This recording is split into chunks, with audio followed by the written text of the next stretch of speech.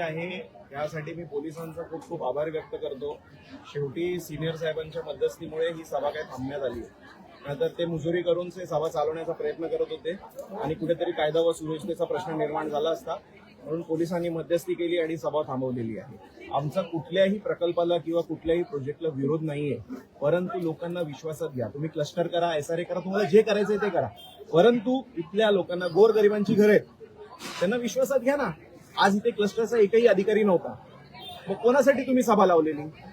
Direct builder कसं काय येतो? 600 लोकांचं जेवणचा खर्च कोण करतो? म्हणजे जेवण द्यायचं एक टाइमचा आणि 50 लाखाचा घर घ्यायचा, हा डाव आहे का कुठेतरी?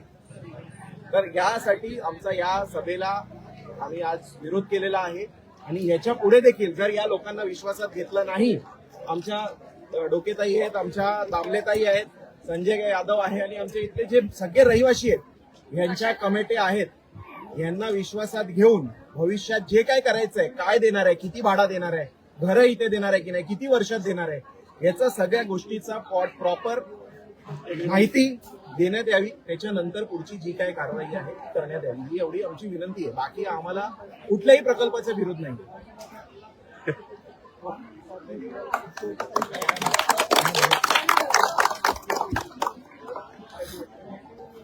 आमच्या इथे जे आज मीटिंग लागले ते गैरकानूनीच आहे का? आम्हाला याच्यातलं काहीच माहित नव्हता.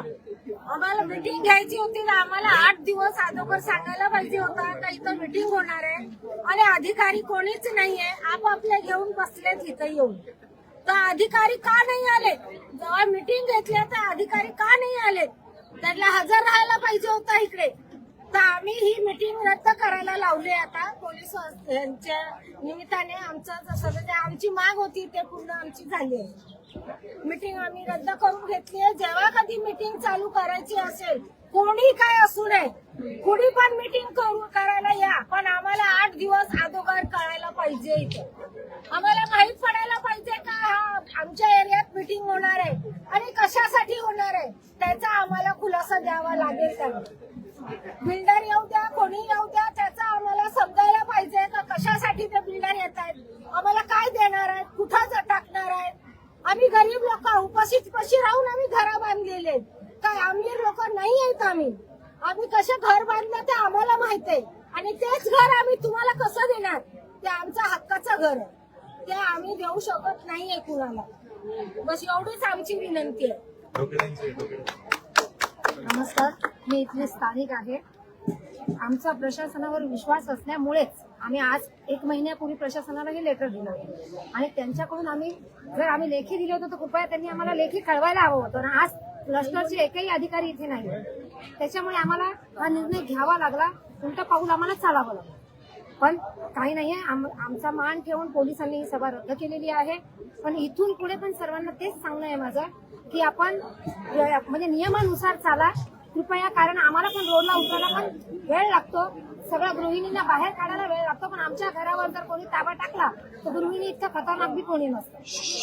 त्या ज्या पद्धतीने चालू शकतात, आज तरी इथे आम्हाला यांनी अडवलं नाही तर आज इथे काही ना काहीतरी गोंधळ झाला असता. पण पोलीस अधिकाऱ्यांनी मध्यस्थी घेऊन हा निर्णय व्यवस्थित घेतला, आम्हाला बाहेर ठेवलं आणि त्यांना बाहेर काढलं. पण याचं रूपांतर चुकीच्या वेशात पण होऊ शकलं असतं.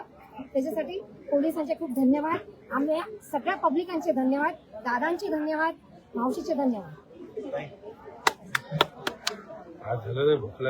नमस्कार, मी विजया दामले. माझं असं म्हणणं आहे, एवढ्या सर्व पब्लिकला 1,000 पब्लिक आहे इथली, वरचे खालचे सर्व मिळून 1,000 पब्लिकला तुम्ही 600 लोकांचं जेवण ठेवलंय, मीटिंग ठेवलंय, मान्य आहे. आम्ही कुणाच्या विरोधात बोलत नाही, पण पब्लिकला माहिती पाहिजे ना मीटिंग कशाची आहे.